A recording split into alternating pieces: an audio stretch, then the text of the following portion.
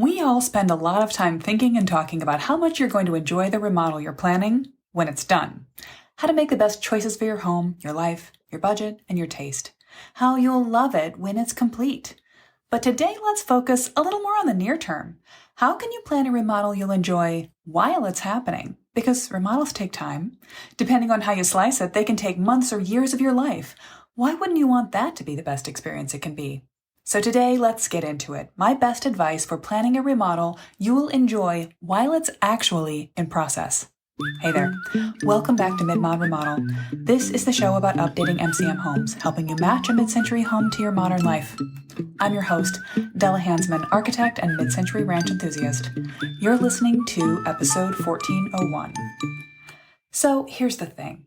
Remodeling is slow and filled with drywall dust and unexpected setbacks. Oh no, there's asbestos glue under your basement floor tile. Yikes, the GC just found out that the perfect tile, the linchpin of your bath update, is backordered in your color. Disaster. But it's also a time that can be filled with wonder and joy. You're going to become a mini expert on the process of remodeling, on your home. You're going to develop a godlike power of constructing reality around yourself to make a perfect home out of the house you either just moved into or have been just existing in for years. And check a major American homeownership life stage off your bucket list. When it's done, the real fun begins. You live in your home, the house you dreamed about, took measurements in, assembled endless Pinterest boards for a master plan, maybe years in the making, becoming a reality. And 3 cheers for that. I can't wait to catch you on the flip side of the remodel and see how the pictures turn out. But if you need a little more support to make your remodeling dreams into a reality, let's think about what goes on before you get to that point. All right. Here's the boilerplate. You'll always find the show notes for these episodes at midmod-midwest.com, in this case 1401, and any links I mention or other episodes I reference will show up there. But let's talk about the mindset of a successful remodel, a remodel you enjoy while it's happening. This can feel a little bit like the Serenity Prayer. You know, that thing, God grant me the power to recognize the things I can and can't control. I don't really know it. But here's the difference. You can control what happens up front. You can control your plan, and you can choose your people. Then, once you get into it, you kind of have to be willing to lean back and go with the flow. So I'm not going to tell you that this process is just about waking up every morning and reminding yourself how lucky you are to live in a time of airplanes and online ordering and nail guns instead of hammers. That's part of it. But enjoying your remodel can be just enjoying your remodel, and also it can be about setting yourself up for success. I do want to throw you back a couple of episodes to the one where we talked about how to make a remodel more expensive or less. You can make any remodel much more or less expensive with a few simple tricks. And I'm going to go out on a limb and assume that, like most regular homeowners, certainly like myself, you will enjoy your remodel more if A, it costs less overall, and B, it costs something in line with what you expected it to cost. So, I want you to think about how you can control for those things, how you can affect the things that make you most happy or unhappy in a situation, but also at the same time balancing that against a flexible mindset, managing your own expectations. So let's talk about that, because planning a remodel carrying out a remodel will take longer and cost more than you expect it to, than you hope it will. So it's great to set up an ideal timeline. It's great to have a very snug budget that covers exactly what you think is going to happen. But you also want to have contingency plans in place, so you know what you're going to do if it takes longer than you hoped it will or costs more. To do this right, you're going to need to focus hard on the first and last steps of the master plan method. Setting your expectations is all about dreaming and then developing. In terms of dream, it's about figuring out what really matters at the start of the project. Not just that your house needs a refresh, but that it needs to be more spacious, or more bright, or more host-friendly, or to make more space for your family to reset themselves separately from each other. Whatever that thing is that matters the most, that's what's going to drive you into feeling great about the project when it's done, and that will pull you through like an invisible string through the process of all the inconvenience and confusion and stress that can happen in the middle, knowing that you've planned something that matters the most.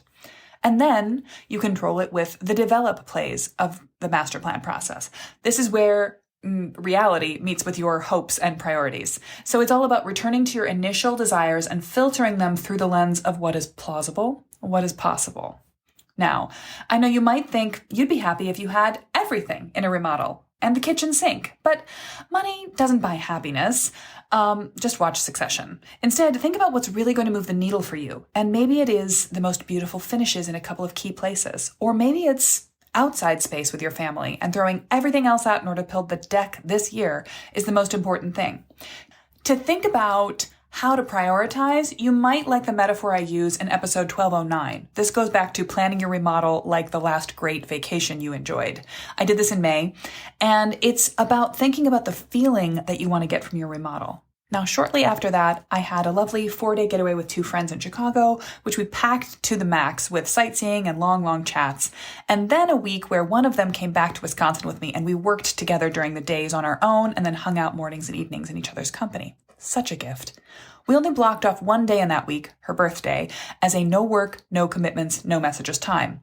And we thought about what we wanted to do. We thought about jamming everything we could into that list, but she pointed out that what we really needed most in that moment was downtime together. We were both working pretty hard and just wanted a day to bask in each other's uninterrupted company. So in the end, we decided we had a loose list of things we might do, but we would literally jettison anything from the list in order to keep a chill feeling. Here's a list of things we did not do on our very pleasant, relaxing day together. We didn't run a few more errands. We didn't get any more snacks. We didn't make a birthday cake or buy one. We didn't go see the movie we'd planned to, go kayaking, or stop by a friend's house for a long catch-up. Instead, we took care of a few life-lightening tasks together, got bubble tea, drove to a state park, went swimming, lay on a beach, and read a book out loud. It was a pretty perfect day.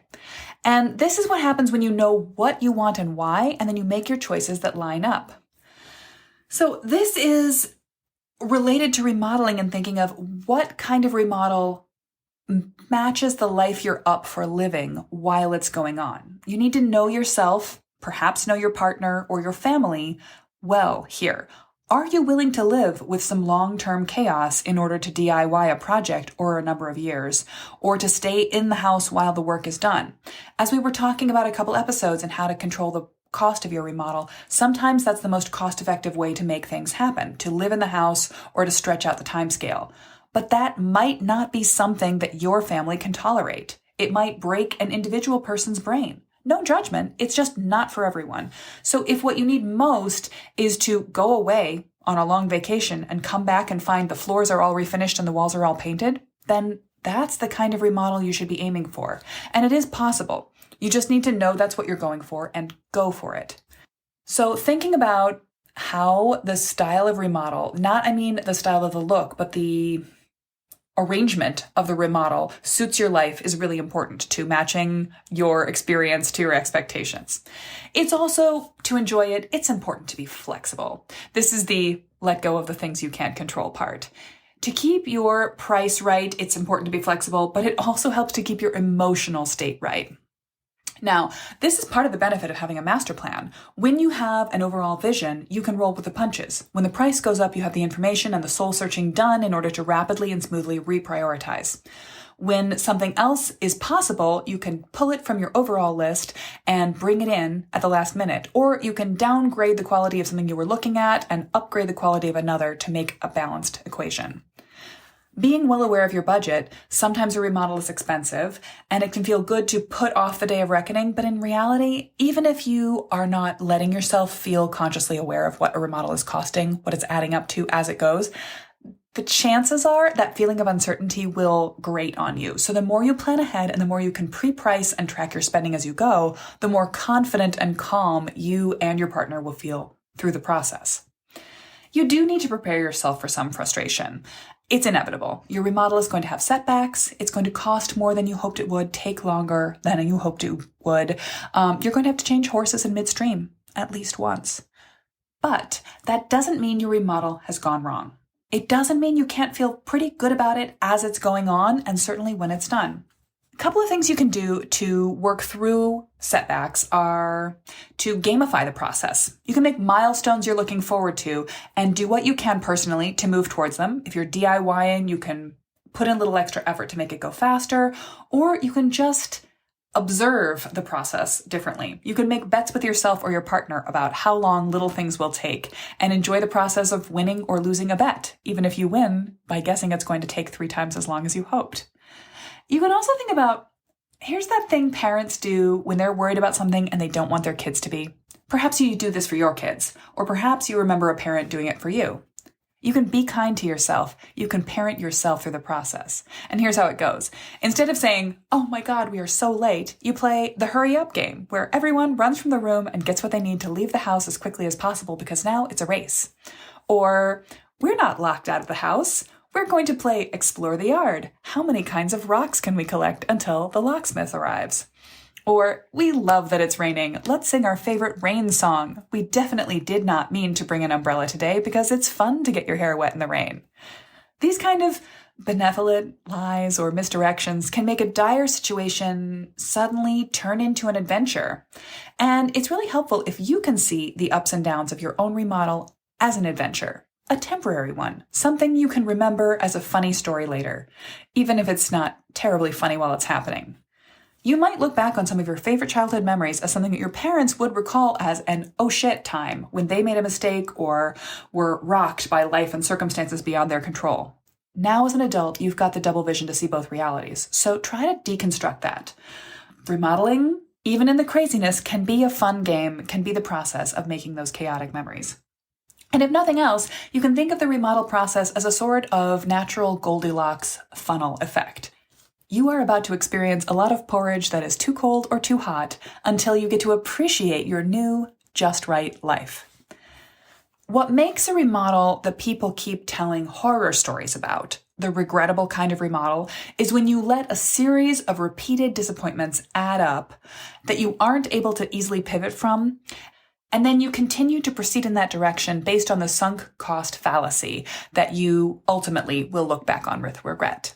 When you know 2 months in that you can't get along with your contractor, it might be time to reevaluate and rehire. When you realize that your plans are out of alignment with what you actually want, hit pause. Jettison something. When you figure out that you cannot live in a house under construction with your partner and kids, adjust your plans. Find a new living situation. What I really want for you is the ability to make a detailed plan for your remodel that can also go with the flow, so that when things go wrong, you can handle them calmly. Some of that calmness comes from your surroundings, comes from surrounding yourself with people who make you feel calm. That goes times 10 for your contractor and their team, not just because the right contractor and the right team will do a competent job and also be good communicators during the process, which lowers your stress, but because you'll enjoy their company while you hang out with them for longer than you probably hoped you would. Because they will like you in return, and your genuine, honest, human relationship that goes both ways will both help them keep you up to date and help them push their own boundaries a bit to get you through the process. My happiest design clients who loved their whole remodel processes tell me stories about how their contractor made friends with their kids in the house, or made a personal pet out of their cat and brought them treats, or just generally became a good friend of the family, someone who still comes by for a beer or a barbecue. Beyond that, it's also really important to have people around you that you can commiserate or blow off steam with that are not involved directly in your remodel, but are familiar with the remodel process. People who've either recently completed one and understand where you're coming from, or who are actually going through the same steps that you are. It's less great to complain to your friends who finished a remodel ages ago, or who've never planned one and don't really want to. People who don't really know what you're talking about. People who might feel envious because you had the gumption to pull a budget together and get started and they still haven't. All those folks are not going to be your best sounding board for the inevitable frustrations of this process. Do you know who is? Your Remod Squad. If you don't know what a mid-mod Remod Squad is, check out episode 1105. The short version is a group of people who all like mid-century as much as you, who are actively in the process or actively interested in the process of planning a remodel, and who you can go through your steps with. Ask for suggestions, share your experience so you can feel like an expert on days when you're not one, and generally just boost up your level of enthusiasm and encouragement to make good choices for your mid-century home. If you don't know how to start finding a Remod squad, do check out episode 1105, but also think about just joining us inside of Ready to Remodel, which is a ready-made mid-mod Remod squad. And in fact, we just kicked off another cohort of weekly calls starting last Monday, the Monday of this week. And if you missed it, you have not missed out on the experience. You can join Ready to Remodel at any time, and we would love to have you join this series of the next 4 weekly calls, and then stick with us through the rest of this year and the rest of your process to keep your sanity engaged while you plan and carry out your remodel. However you come about the process of making a master plan, you need to take a master plan approach to your planning before you start remodeling in order to actually enjoy the remodel while it's going on. You'll need to plan a remodel that suits your actual life stage and mental state, one that's going to be broken up into the right number of phases or knocked off in one fell swoop, one epic summer of chaos, so you can move on to other things in your life and get on with things. I want you to plan a remodel that has enough elements of pleasure to surprise and delight you, things you can point out as your favorite features proudly and smile about every morning over coffee, but one that doesn't put you in debt for years to come. And all of these are levers that you can pull with a master plan approach. The secrets to a stress-proof remodel are things that I teach inside of Ready to Remodel, our master plan design program, and in each of our design workshops, I'll walk you through the steps of planning and prioritizing so that you can address your own most important elements. I'll show you how to weigh the pros and cons and develop a master plan that works continuously for you. And I'll teach you my budgeting secrets, share my project tracking spreadsheet that you can use to fill in and know and control your dollars from start to finish, and I'll be on hand for monthly mid-century office hours calls, or right now, weekly, where I can give you my best advice on solving a layout challenge, communicating with a contractor, or working around a supply chain issue. And you'll be surrounded by a cadre of other mid-century homeowners all working through the same steps, tackling the same projects, and feeling the same feelings you're feeling as you lead, as you are in the middle of a mid-century remodel. So let's recap. You want to think about the Remodeler Serenity Prayer, what you can change and what you can't about a remodel. You want to set your own expectations for what you want and what matters most, and then focus on making those parts of the process happen. You want to make sure those expectations match your budget and your desired lifestyle during the remodel, or if not desired, then what you can actually tolerate. Plan a master plan that will allow you to be flexible, and as you execute it, keep a playful attitude. See if you can make fun of even the hardest days and situations. And in the end, be prepared to pivot and have people around you who are also prepared to encourage you to make the right choices. The right master plan process will lead to a remodel you can enjoy from start to finish. Now, remember, if you need help preparing that well-prioritized, beautifully flexible, and pivotal master plan, well, there are 2 ways you can work with Mid-Mod Midwest. The first is you can take advantage of our program to support DIY master planning. Join the Ready to Remodel program, or just check out one of our super affordable, bite-sized weekend topic design clinics. Spend 2 hours this weekend watching a recording of one of our masterclasses where you can dig deeply into planning a mid-century kitchen upgrade, an owner suite improvement, or an exterior update. Or if you would rather have us do your homework for you, the second way we can help is to do a master plan on your behalf. We'll work with you to create a custom design for your project filled with all the information that you need, from a new layout to the perfect mid-mod material choices that will help you enjoy the remodel to follow. You can find out how to work with us or find the transcript for this episode at midmod-midwest.com/1401. Tune in next week to learn why it can be an extra challenge to plan and lead a remodel as a woman and how to make that process go better. I will be referencing the Barbie movie, if you're curious. And spoiler alert, all of that advice is universally applicable. So, see you then. Have a great week, Mid-Mod Remodelers.